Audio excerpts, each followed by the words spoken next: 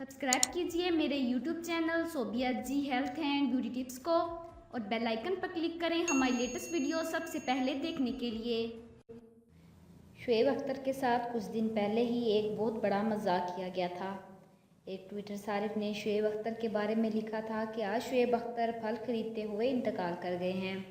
ये एक publicity stunt था जिसे काफ़ी नापसंद किया गया और शुएब अख्तर ने रीट्वीट करते हुए कहा कि मैं फलों की दुकान पर तो रोज़ाना ही जाता हूँ, लेकिन आपके मजाक करने की कोशिश नाकाम हो चुकी है।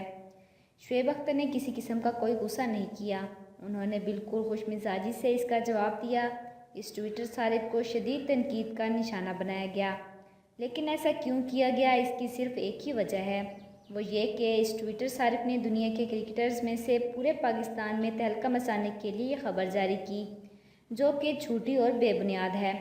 ये सब इसलिए किया गया कि इस खबर ने बहुत ज़्यादा ज़ोर पकड़ा है। लेकिन आज फिर एक ऐसा ही वाक़या पेश आया कि शुएब अख्तर के साथ, जबकि एक ट्विटर सारिफ ने अपने ट्विटर अकाउंट में ट्वीट कर डाला कि शुएब अख्तर नई दिल्ली से कराची आने वाले तैयारे में इंतकाल कर गए हैं, जिसके बाद सोशल मीडिया पर आग बर्पा हो गई। ये खबर जंगल में आग की तरह फैली, लेकिन शुएब अख्तर ने गुस्से की वजह से इसका कोई रिप्लाई नहीं दिया।